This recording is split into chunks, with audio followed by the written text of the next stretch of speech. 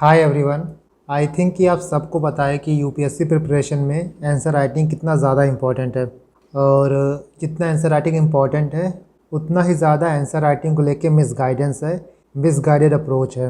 And most of the aspirant, be it beginner और veteran, faces a very tough and confusing time trying to figure out their progress in answer writing.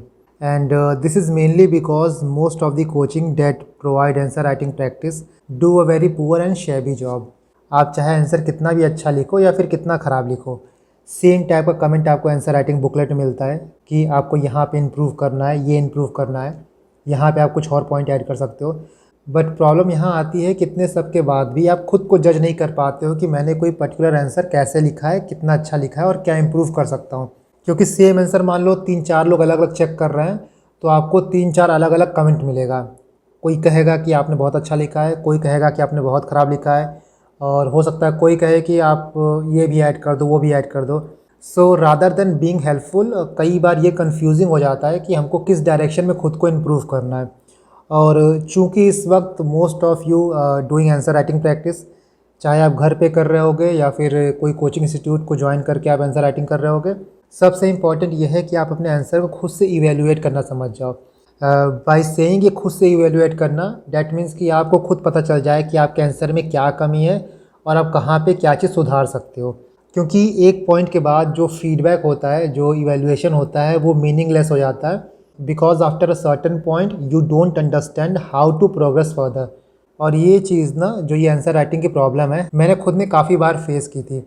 But after clearing all the UPSC mains that I have given so far, after clearing UPPCS and multiple mains appearing candidate की copies check करने के बाद, कुछ framework हैं, कुछ की points जिनके basis पे आप खुद को जज कर सकते हो, खुद के आंसर्स को जज कर सकते हो। और इसके बाद आपको फिर से किसी दूसरे के ऊपर डिपेंडेंट नहीं रहना पड़ेगा अपने आंसर को लेके। आप ये फ्रेमवर्क अप्लाई करना अपने आंसर्स पे, देखना कि जो जो बेंचमार्क यहाँ दिया गया है, जो जो पॉइंट्स यहाँ पे दिया गया है, आप उसको फुलफ़िल कर रहे हो या नहीं कर रहे हो। This is the evaluation matrix which you have to follow. हम अभी बात करेंगे कि आपको इसको कैसे अप्लाई करना है, कैसे यूज़ करना है। एंड इस सेल्फ इवैल्यूएशन मैट्रिक्स के साथ आप अपने किसी भी आंसर को चेक कर सकते हो। आप खुद प्रोफिशिएंट हो जाओगे ये जज करने में कि आपका आंसर कितना अच्छा है, कितना ख़राब है, और क्या इम्प्रूवमेंट आप इसमें कर सकते हो। हम इसी मैट्रिक्स को कुछ आंसर कॉपीज़ पे अप्लाई करेंगे, और ये सारे आंसर कॉपीज़ जो हैं वो मेंस कैंडिडेट की हैं। जो हमारे मेंस कैटलिस्ट ग्रुप में इस बार मेंस लिखे थे, ये उन्हीं सब की कॉपी है। इस फ्रेमवर्क का यूज़ करके हम ये देखेंगे कि जब आप खुद के आंसर लिखो तो आप किस तरीके से खुद के आंसर को इवैल्यूएट कर सकते हो। ना सबसे पहले आपको ये समझना होगा कि कोई भी आंसर बेस्ट कैसे होता है, या फिर एक आंसर की रिक्वायरमेंट क्या होती है। Content plus presentation. आपका कंटेंट अच्छा होना चाहिए, आपका कंटेंट सेटिस्फैक्ट्री होना चाहिए, जो क्वेश्चन की डिमांड है वो फुलफ़िल होना चाहिए, और उसके साथ जो आपका कंटेंट है वो प्रेजेंटेबल होना चाहिए। अगर आपका प्रेजेंटेशन पुअर है और कंटेंट अच्छा है तब भी आपका मार्क्स डाउन होगा, और अगर आपका प्रेजेंटेशन अच्छा है बट कंटेंट बहुत पुअर है तब भी आपका मार्क्स डाउन होगा। तो इन दोनों के कॉम्बिनेशन से ही आप एक बेटर और अबव एवरेज आंसर प्रोड्यूस करते हो। ना कंटेंट क्या होना चाहिए, क्या कंटेंट आपको अपने आंसर में चेक करना है, उसकी बात हम यहाँ करेंगे। बट उससे पहले कुछ बेसिक पॉइंट्स हैं जो आपको प्रेजेंटेशन में ध्यान रखने हैं। जब भी आप क्वेश्चन को सॉल्व करो तो बहुत ही नीटली आपको सॉल्व करना है। फॉर एग्जांपल क्वेश्चन में 3 पार्ट दिया गया है, एक पार्ट ये है, एक पार्ट ये है और एक पार्ट ये है। आपको तीनों पार्ट को काफ़ी क्लियरली, काफ़ी लेजिबली आंसर करना है, और विजिबली ये एग्जामिनर को दिखना चाहिए कि आपने तीनों पार्ट आंसर किया है। फॉर एग्जांपल 3 पार्ट है क्वेश्चन में, तो आप तीनों पार्ट को आंसर करते वक्त ऐसे बॉक्स बना दो। ठीक है, आपने इस पार्ट को आंसर किया, यहाँ बॉक्स बना दिया, हेडिंग लिख दिया। आपने ये पार्ट आंसर किया, इसको भी एक बॉक्स में इसकी हेडिंग लिख दी, और आपने ये पार्ट आंसर किया, इसकी भी आपने हेडिंग एक बॉक्स में लिख दी। इससे एग्जामिनर को क्लियरली पता चलेगा कि आपने तीनों पार्ट का आंसर किया है, क्योंकि तीनों पार्ट के मार्क्स ऐड होते हैं। ठीक है, तीनों पार्ट की मार्किंग होती है। इसके बाद मान लो पेपर में कभी कोई चीज़ कंपेयर करने को आता है, तो आपको ना वहाँ पे लोग क्या करते हैं नॉर्मली कि कंपैरिजन में सिर्फ डिफरेंस लिखते हैं। लेकिन कंपैरिजन का मतलब होता है कि आपको सिमिलैरिटी भी लिखना है और डिफरेंस भी लिखना है। ठीक है, कंपैरिजन का मतलब सिर्फ ये नहीं होता कि आपको डिफरेंस लिखना है। और जब भी आप कंपैरिजन करो, टेबल फॉर्म में करो। नेक्स्ट वन इज़, अपने आंसर में आपको मैप्स डायग्राम तो बनाना ही है, बट जब भी आप मैप्स डायग्राम बनाओ तो ज़रूरी नहीं है कि आप पेंसिल से बनाओ, आप पेन से भी बना सकते हो। बट कोशिश आपको ये करना है, इनफैक्ट कोशिश क्या, आपको मेक श्योर करना है कि जब भी आप डायग्राम बनाओ तो प्रॉपर उसकी लेबलिंग करो, प्लस उसको बॉक्स में बनाओ। फॉर एग्जांपल आप इंडिया का मैप बना रहे हो या फिर XYZ कोई भी डायग्राम बना रहे हो, तो आप उसको एक बॉक्स में बनाओ। मान लो ये आपका पूरा पेज है, यहाँ पे आप डायग्राम बनाओगे, मैप बनाओगे एंड मैप डायग्राम को बॉक्स में रखोगे। बॉक्स के साथ साथ यहाँ पे आप लिखोगे ये फिगर नंबर कौन सा है, फिगर नंबर 1, फिगर नंबर 2। मान लो आप क्वेश्चन नंबर 2 सॉल्व कर रहे हो तो लिखोगे फिगर नंबर 2। मान लो क्वेश्चन नंबर 2 में 2 फिगर हैं तो आप लिखोगे फिगर नंबर 2.1, फिगर नंबर 2.2। ऐसा ही प्रेजेंटेशन आप अपनी बुक्स में देखोगे। इनफैक्ट जो एनसीईआरटी की बुक्स आती है ना, एनसीईआरटी में जो प्रेजेंटेशन होता है, जिस तरीके की इंग्लिश यूज़ होती है, जिस तरीके की वोकेबलरी यूज़ होती है, आपको वही वोकेबलरी यूज़ करना है अपने आंसर में भी। बहुत हाई फाई इंग्लिश यूज़ नहीं करना होता है। नेक्स्ट वन इज़ अंडरलाइनिंग को लेकर काफ़ी डाउट आते हैं कि हम लोग कितना अंडरलाइन करें। तो देखो, पूरा आंसर कॉपी आपको अंडरलाइन नहीं करना है। मैक्स टू मैक्स आप एक पेज में 5 से 6 जगह अंडरलाइन करो और वही कीवर्ड अंडरलाइन करो, वही कीवर्ड हाईलाइट करो जो आप चाहते हो कि एग्जामिनर मिस ना करे। जो बहुत इंपॉर्टेंट कीवर्ड है, जो आपके किसी पॉइंट का पूरा क्रक्स बता देता है, आप उसी को अंडरलाइन करो सो दैट एग्जामिनर सिर्फ उस कीवर्ड को देख के आपकी पूरी लाइन समझ जाए कि आपने लाइन में क्या लिखा है और आप क्या लिखना चाहते हो। तो अंडरलाइन बहुत ज़्यादा नहीं करना है, सिर्फ जो इंपॉर्टेंट कीवर्ड्स हैं आप उनको अंडरलाइन करो। नाउ ये तो रही प्रेजेंटेशन की बात। इसके बाद हम देखेंगे कंटेंट, और कंटेंट के बेसिस पे आप कैसे खुद को सेल्फ इवेल्युएट कर सकते हो। सो ये एक सेल्फ इवेल्युएशन फ्रेमवर्क है। यहाँ पे चेक बॉक्सेस हैं। किसी भी आंसर में आपको इन 11 पॉइंट्स को देखना है और इन 11 पॉइंट्स के बेसिस पे आपको खुद को मार्क्स देने हैं। जब आपके आंसर में ये सारी चीज़ें होंगी तो आप मार्क्स दोगे और जब ये नहीं होंगी तो आप मार्क्स काटोगे। इसके साथ यहाँ पे आप कमेंट लिखोगे क्या चीज़ नहीं है, क्या चीज़ गलत है। आप इस पेज का प्रिंट आउट निकाल लेना। ये एक सिंगल पेज है, मैं इसको टेलीग्राम पर डाल दूँगा। इसका प्रिंट आउट निकाल लेना। और आपको ऐसे हर आंसर के लिए नहीं करना है।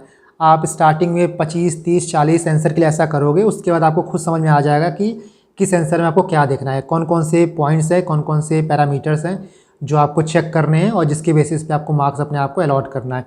एक बार आपके दिमाग में ये खुद बैठ जाएगा तो आपको कोचिंग के भरोसे नहीं रहना पड़ेगा खुद की कॉपी चेक करवाने के लिए। आप खुद अपनी कॉपी, अपने आंसर इवेल्युएट कर सकते हो एंड खुद एनालाइज कर पाओगे कि आपके आंसर में क्या कमी है और क्या ऐड कर सकते हो। तो जो पहला चेक पॉइंट है, पहला चेक बॉक्स है, इज़ योर राइटिंग लेजिबल। जो आपने आंसर लिखा है क्या आप उसको आराम से पढ़ सकते हो, क्या एग्जामिनर उसको आराम से पढ़ सकता है। अगर हाँ तो ठीक है, कोई बात नहीं, और अगर नहीं तो आपके -4 मार्क्स कटेंगे। क्योंकि अगर आपका आंसर ही कोई नहीं पढ़ पाएगा तो फिर आंसर लिखने का, कंटेंट लिखने का कोई फ़ायदा ही नहीं होगा। सो ये बहुत इंपॉर्टेंट है। और देखो, ऐसा नहीं कि आपको कैलीग्राफी करनी है, सिंपली आपको ऐसा लिखना है कि सामने वाला पढ़ पाए, बस। Second point, have you understand the key concept asked in the question, does your answer reflect the basic thing. मतलब जो क्वेश्चन में पूछ रहा है, जो कॉन्सेप्ट आपसे पूछा जा रहा है, क्या आप उसको समझ पाए हो, क्या आप उसको आंसर कर पाए हो। अगर हाँ तो आप अपने आप को +2 मार्क्स दो, नहीं है तो 0 मार्क्स दो खुद को। ये देखो 10 मार्क्स के हिसाब से है। अगर 10 मार्क्स का रहेगा तो आप +2 दोगे और 15 मार्क का रहेगा तो आप यहाँ पे +3 दोगे। इसके बाद, have you provided a clear definition of this की कॉन्सेप्ट इन द इंट्रोडक्शन। आपने अपना इंट्रो किया है कि नहीं किया है और जो पूछा गया उसको आपने डिफाइन किया है कि नहीं इंट्रो में। इंट्रो देखो मैक्स टू मैक्स 3 लाइन का हो सकता है, इससे बड़ा इंट्रो नहीं लिखना है। और अगर आपने ये कंडीशन फुलफ़िल की है तो 10 मार्क्स में आपको +1 मिलेगा और 15 मार्क के क्वेश्चन में आपको 1.5 मिलेगा, +1.5। Next one, have you stuck to the demand of the question and provided answer points for each concept asked in the question. क्या आप क्वेश्चन की डिमांड को समझ पाए हो और जो पॉइंट पूछा गया, जो कीवर्ड्स पूछा गया है, जो कॉन्सेप्ट पूछा गया है, आपने उसका आंसर किया है कि नहीं किया। अगर आप ये फुलफ़िल करते हो तो 10 मार्क्स में +2 मिलेगा एंड 15 मार्क्स में भी आपको +2 मिलेगा।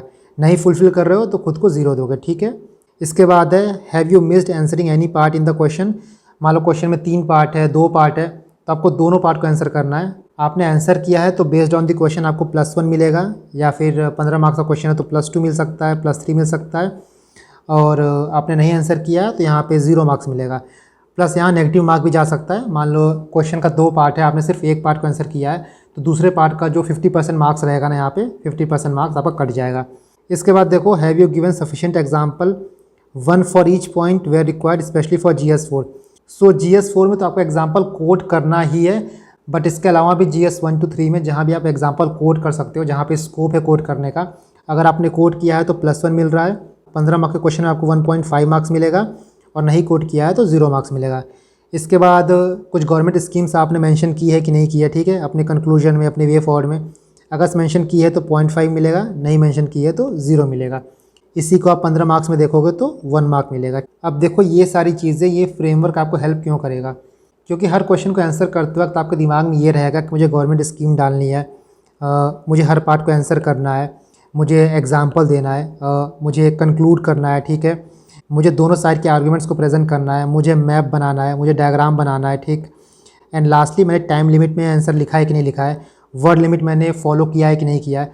सो ये सारी चीज़ें आपके दिमाग में रहेंगी। जब आप कोई भी आंसर करोगे तो अपने दिमाग में ये जो फैक्टर्स हैं, जो फ्रेमवर्क हैं, जो पॉइंटर्स हैं, वो घूमते रहेंगे, क्योंकि आप 15, 20, 25 आंसर चेक करोगे और इन्हीं के बेसिस पे आपके मार्क्स कटेंगे।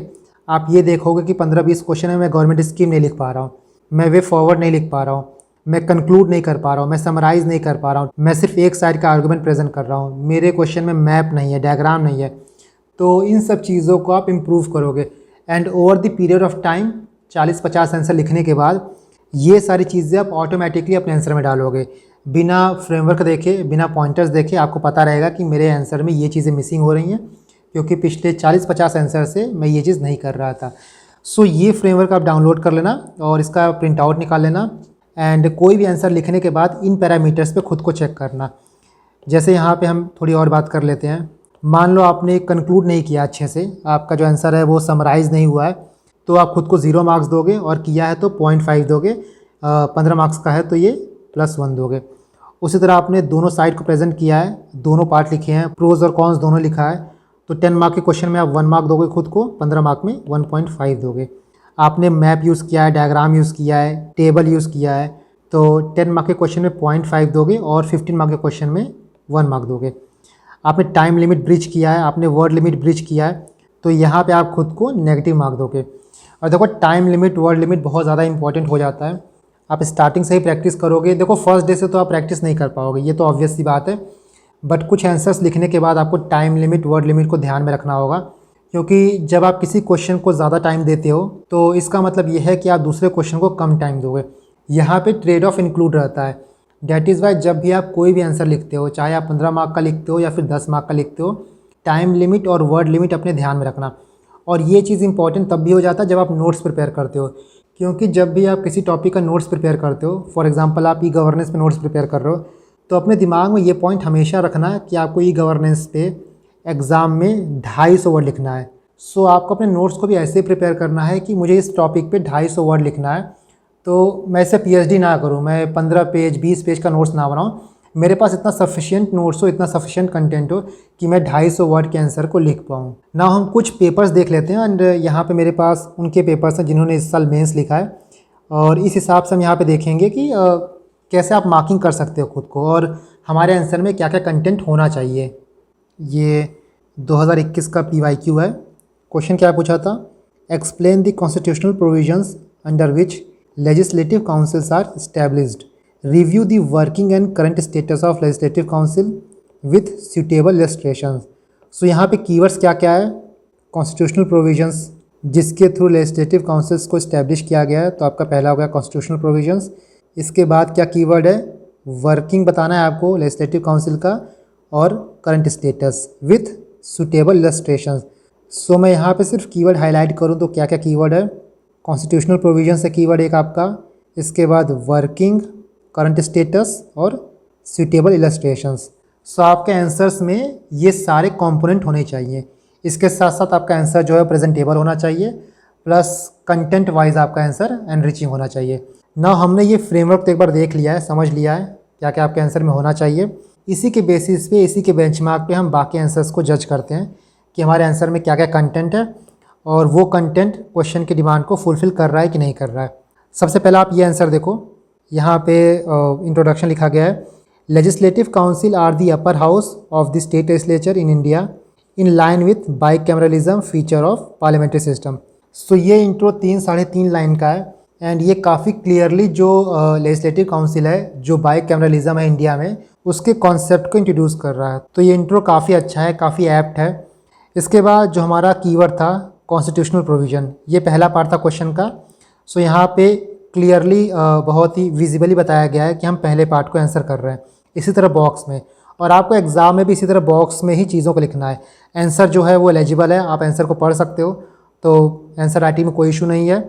और जब भी आप किसी भी पार्ट को आंसर करो तो इस तरह से आप बॉक्स बना दो, इससे ये पता चलेगा एग्जामिनर को कि आपने आंसर स्टार्ट कर दिया। सो कॉन्स्टिट्यूशनल प्रोविजन में इन्होंने आर्टिकल 169 की बात की है, 171 की बात की है। आर्टिकल 169 जो है पार्लियामेंट को एम्पावर करता है काउंसिल के क्रिएशन और एबॉलिशन पे। सो ये ठीक है।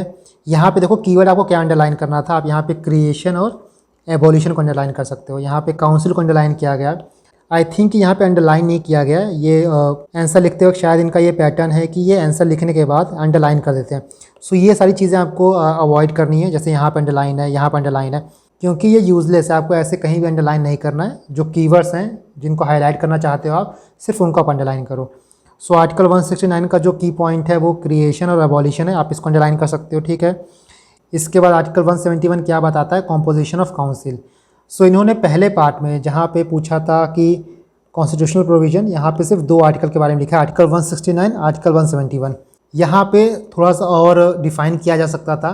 जैसे आप ये बता सकते थे कि 5/6 ऑफ द मेंबर जो है वो इलेक्टेड होते हैं और 1/6 ऑफ द मेंबर जो है वो नॉमिनेटेड होते हैं बाय गवर्नर। और कॉम्पोजिशन को थोड़ा सा आप और बता सकते थे कि यहाँ पे जो कॉम्पोजिशन है वो टीचर्स का हो सकता है, ग्रेजुएट का हो सकता है, लोकल अथॉरिटीज़ हो सकते हैं इसमें, और 1/3 मेंबर जो है वो हर 2 साल में रिटायर होते हैं। सो यहाँ पे 3-4 पॉइंट और लिखा जा सकता था। पहले पार्ट में ये 3-4 पॉइंट और ऐड किया जा सकता था। इसके बाद जो सेकंड पार्ट पूछा था वो था working of council.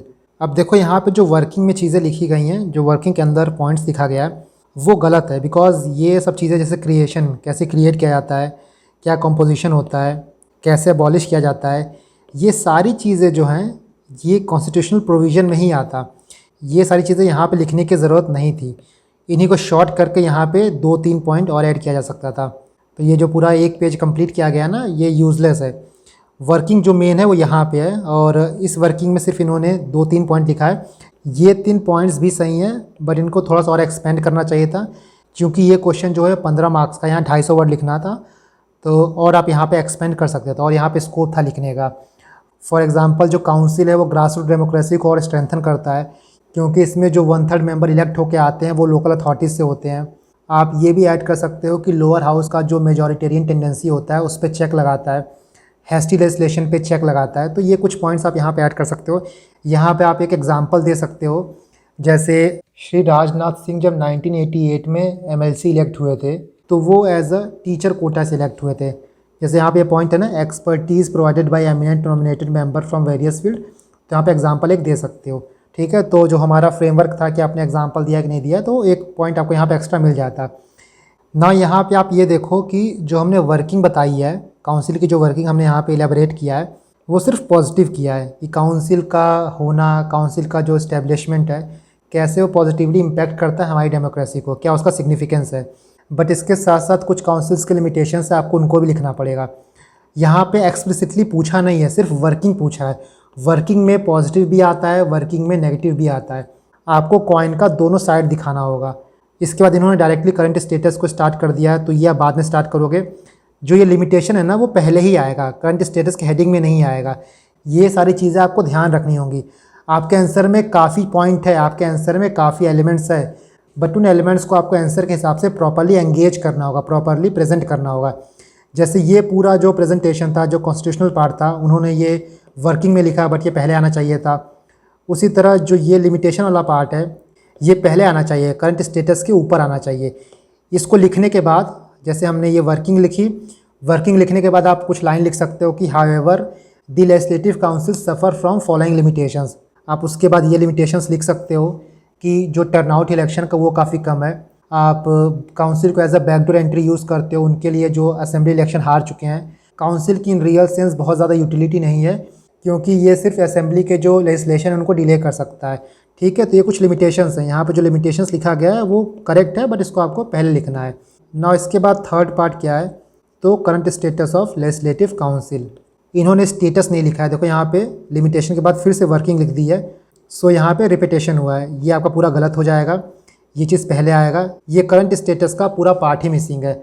Current status में आप क्या लिखोगे कि प्रेजेंटली किन स्टेट में लेजिस्लेटिव काउंसिल्स है, और पास्ट में कुछ स्टेट में था बट उसको अबॉलिश कर दिया गया है। फॉर एग्जांपल आप तमिलनाडु का देख लो, आप MP का देख लो, आप वेस्ट बंगाल का देख लो, इवन आंध्र प्रदेश भी ये सोच रहा है कि जो काउंसिल है उसको अबॉलिश कर दिया जाए ना। इसके बाद क्वेश्चन का एक बहुत इंपॉर्टेंट पार्ट है कि आपको सुटेबल इलस्ट्रेशन देना है। यहाँ पे आप लास्ट में सिंपल एक कोई केस स्टडी, कोई एग्जांपल डाल सकते हो, फॉर एग्जांपल काउंसिल कैसे इंपॉर्टेंट है, काउंसिल की वर्किंग कैसे इंपॉर्टेंट है, काउंसिल का प्रेजेंट होना स्टेट में क्यों इंपॉर्टेंट है। जैसे यहाँ जो मुझे रीसेंट एग्जांपल याद आ रहा है वो महाराष्ट्र का आ रहा है कि महाराष्ट्र की असेंबली ने एक बिल पास किया था to amend the local body election, but ये बिल जो है वो महाराष्ट्र की काउंसिल ने अपोज़ किया था और जिसकी वजह से इस बिल को लेकर काफ़ी स्क्रूटनी हुई थी, क्योंकि काउंसिल का ये कहना था कि ये बिल पास हो जाएगा तो कुछ सर्टेन कमिटीज़ हैं, कुछ स्मॉलर पॉलिटिकल पार्टीज़ हैं जिनका अंडर रिप्रेजेंटेशन होगा। सो इस एग्जांपल से आप ये बता सकते हो कि काउंसिल का प्रेजेंट होना या फिर काउंसिल की इंपॉर्टेंस क्यों है, काउंसिल का रेलेवेंस क्यों है और कैसे ये डाइवर्स इंटरेस्ट जो है उसको बैलेंस करता है। यहाँ पे एक एग्जांपल आप या फिर एक वे फॉर्म में ये भी लिख सकते हो कि जो पार्लियामेंट्री कमेटी है उन्होंने सजेस्ट किया था to form a national policy on upper house in state legislature so that to review the working of legislative council.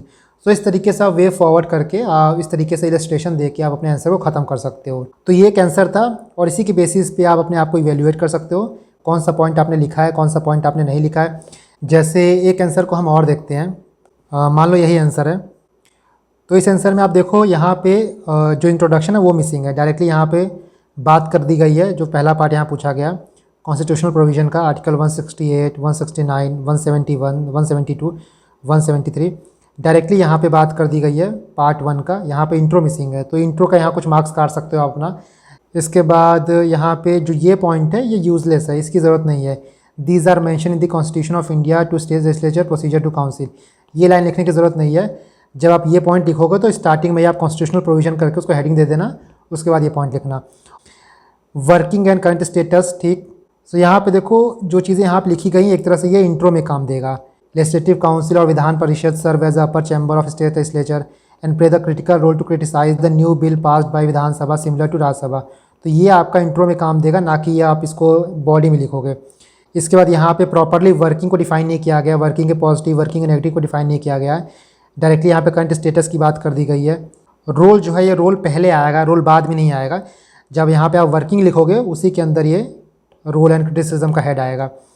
इसके बाद यहाँ पर रीसेंट डेवलपमेंट, ये सही है, ये आप case study as a present कर सकते हो और फाइनली आप यहाँ पे कंक्लूड कर सकते हो। ठीक है, तो आई थिंक कि अब आपको थोड़ा आइडिया हो रहा होगा, अब थोड़ा समझ में आ रहा होगा कि जब भी खुद का आंसर लिखें तो कैसे लिखें और आपके आंसर में क्या क्या कंपोनेंट होने चाहिए। बहुत ज़्यादा देखो रॉकेट साइंस नहीं है, आपके पास कंटेंट होगा तो आप आंसर लिख लोगे। बस 2-3 चीज़ आप ध्यान रखो कि जो क्वेश्चन पूछ रहा है आपको सिर्फ वो लिखना है, उसी की डिमांड को फुलफ़िल करना है। और जब भी यूपीएससी क्वेश्चन पूछता है तो कई बार क्वेश्चन में बहुत चीज़ें आपको एक्सप्लिसिटली मेंशन नहीं की जाती हैं, बट फिर भी वो क्वेश्चन का डिमांड होता है। जैसे हमने यहाँ पे देखा वर्किंग ऑफ काउंसिल, तो वर्किंग ऑफ काउंसिल में यहाँ पे कहीं नहीं लिखा है कि आपको पॉजिटिव लिखना है कि नेगेटिव लिखना है, बट ये चीज़ इम्प्लिसिट है। अगर आप किसी चीज़ की अच्छाई बता रहे हो कि ये चीज़ें अच्छी क्यों हैं और इसका क्या सिग्निफिकेंस है, तो आप उसका लिमिटेशन भी बताओगे कि हाँ ये सारी चीज़ें अच्छी हैं, ये अच्छा काम हो रहा है, बट इसके साथ साथ कुछ लिमिटेशंस भी है, कुछ ड्रॉबैक्स भी है जिनको हमको रेक्टिफाई करना है। सिर्फ आप एक साइड ऑफ कॉइन दिखाओगे तो आपका आंसर जो है वो हाफ कुक्ड रहेगा, हाफ बेक्ड रहेगा और वो कंप्लीट नहीं होगा। एंड फाइनली जब आप कोई चीज़ की प्रॉब्लम बताओ तो उसके साथ आप कुछ वे फॉरवर्ड दे सकते हो, कुछ कंक्लूड कर सकते हो कि हाँ ये प्रॉब्लम है बट इसके लिए कोई कमेटी बनाई गई है, या फिर ये प्रॉब्लम है बट केस स्टडी कोई दिखा सकते हो कि ये केस स्टडी है, जिससे ये पता चलता है कि चीज़ें हैं, कमी हैं, बट सही डायरेक्शन में हम काम करें तो जो हमारी ड्रॉबैक है, जो हमारी प्रॉब्लम है, जो लिमिटेशंस है, उनको फिक्स किया जा सकता है, उनको रिफॉर्म किया जा सकता है। सो फाइनली आप इस PDF को डाउनलोड कर लेना, आपको टेलीग्राम पे मिल जाएगा। एंड इसी बेसिस पे, इसी पैरामीटर पे आप अपने आंसर को चेक करना। जो भी आपको कमी लगेगी आप यहाँ पे कमेंट कर देना, सो दैट आप बार बार देखोगे इसको, अपने 20-25 आंसर को, 30 आंसर को देखोगे, आपको यहाँ पे अपनी कमी पता चलेगी, आपको पता चलेगा कहाँ पे आपके मार्क्स कट रहे हैं, कहाँ पे आप लैग कर रहे हो।